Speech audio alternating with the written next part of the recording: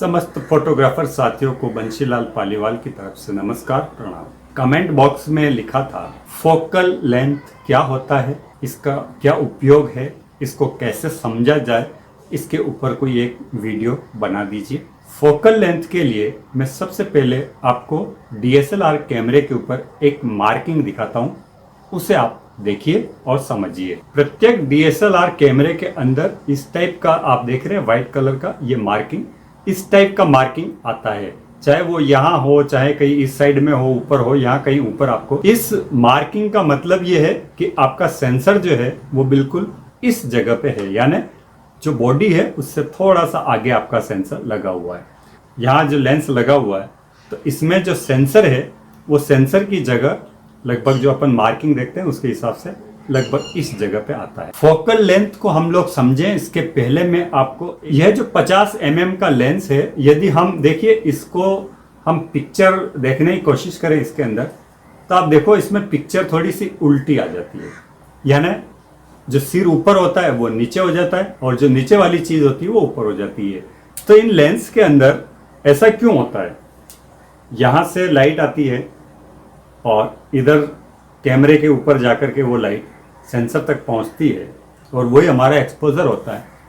लेकिन ये उल्टा सीधा सिस्टम कैसे हो रहा है इसमें, इस पर भी हमें कभी कभी प्रश्न पैदा कर लेना चाहिए। यानी जो चीज सीधी है वो इसके अंदर उल्टी क्यों दिखाई दे रही है, चलो इसको भी हम लोग समझते हैं। पहले फोकल लेंथ को समझने के लिए यहाँ पर एक ये जो डायग्राम है इसके माध्यम से हम समझने की कोशिश करते हैं। यह जो लेंस लगा हुआ है, कल्पना कीजिए कि इसके पीछे की तरफ आपको कैमरा की बॉडी भी है और ये जो यहाँ पर लगा हुआ है ये है आपका सेंसर।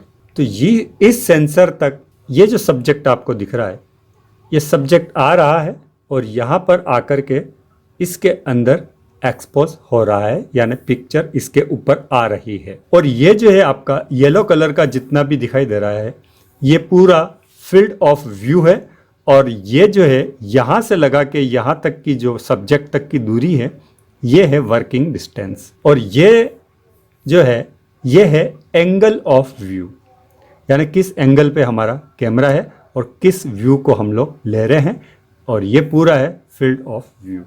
अब जब हमने इस सब्जेक्ट को फोकस किया और फोकस करने के बाद में लाइट हमारे लेंस के अंदर आई और लेंस के अंदर आने के बाद में इस जगह पर लाइट का परावर्तन हुआ, यानी इस जगह के ऊपर आकर के लाइट परिवर्तित हुई या इसका रूपांतरण हुआ, या अंग्रेजी में यह कह दीजिए पॉइंट ऑफ कन्वर्जेंस हुआ, यानी इस जगह पर आते आते लाइट को कन्वर्ट होना पड़ा। ये देखिए कन्वर्जेंस यहाँ पर इस लाइट का हुआ है और ये जो बिंदु आपको दिख रहा है ये है केंद्र बिंदु, सेंटर बिंदु, इस ऑप्टिकल का सेंटर बिंदु है। यानी ऑप्टिकल का सेंटर बिंदु और जो सेंसर है इसके बीच की जो दूरी है इसको हम लोग कहते हैं फोकल लेंथ। ये देखिए ये फोकल लेंथ, ये सेंटर पॉइंट है और यहाँ पर ये सेंसर लगा हुआ है, तो इसके यहाँ पर ये जो है ये फोकल लेंथ है। अब अगर हमारा 50 mm का लेंस लगा हुआ है तो सेंसर से यहाँ की दूरी कितनी हुई 50 mm, यानी फोकल लेंथ कितनी हुई 50 mm। तो इस प्रकार से हम लोग यहाँ पे इसको समझ सकते हैं। अगर हम इसको एक बार अगेन और समझें तो बिल्कुल वेरी सिंपल है, केंद्र बिंदु और सेंसर के बीच की जो दूरी है वो होती है फोकल लेंथ।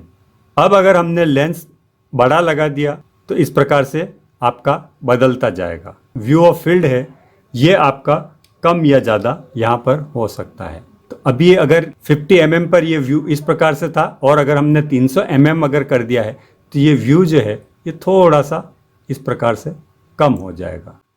इस तरीके से यहाँ पर व्यू कम हो जाएगा अगर हमने यहाँ पे 300 mm कर दिया है। और यदि हम फोकल लेंथ 18 mm कर देते हैं तो हमारा जो व्यू है वो और ज़्यादा बढ़ जाएगा। इस प्रकार से व्यू बढ़ता जाएगा और इस प्रकार से व्यू घटता जाएगा।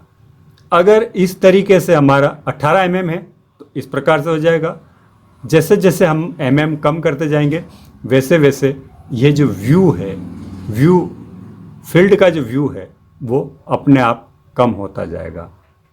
और जब हम बहुत बड़ा लेंस लगा देंगे 400-500 mm का, तो देखिए आप इस प्रकार से इसका व्यू यहाँ पर हो जाएगा, छोटा हो जाएगा। आपके सेंसर से जहाँ पर भी इसका ऑप्टिकल सेंटर बन रहा है, ये जो दूरी है ये है फोकल लेंथ। अब 50 mm है, 70 mm है, 200 mm है, 300 mm है, जो भी है 400 mm है, ये आपकी यहाँ पर फोकल लेंथ होगी। और उसी के हिसाब से आगे आपका कैमरा एक व्यू ऑफ एंगल बनाएगा और किस तरीके से ये चौड़ा होता जाएगा या किस तरीके से ये सकरा होता जाएगा। सिंपल सा है, जो भी व्यू दिख रहा है अब वो यहाँ पर हम लोगों ने अंदर लाना शुरू किया। और ये जो इसका मार्किंग यहाँ पर कैमरे का जो सेंसर का लगा हुआ है, और अगर मैं इस लेंस को अभी मैं रखता हूँ 55 mm के ऊपर, मैंने इसको अभी 55 mm कर दिया है, तो यहाँ से एक क्रॉस बनेगा इस प्रकार से। ऊपर वाला जो होगा वो नीचे की तरफ जाएगा और नीचे वाला जो होगा वो ऊपर की तरफ आएगा। तो जहां कहीं पर भी वो कट लगेगा, तो ये जो मार्किंग लगा हुआ है यहां से लगा करके उस लेंस के ऊपर वो जो लंबाई जहां तक भी आएगी, माना कि यहां तक अगर आ रही है, तो ये इसका 55 mm हुआ।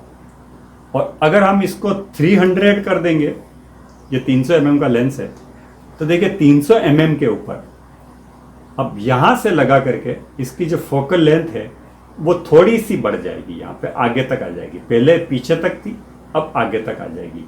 और ये आगे पीछे जो होता है उसका भी एक अंदर जो लेंस लगा हुआ रहता है, उसे भी आप देखो वो नीचे ऊपर नीचे होता रहता है।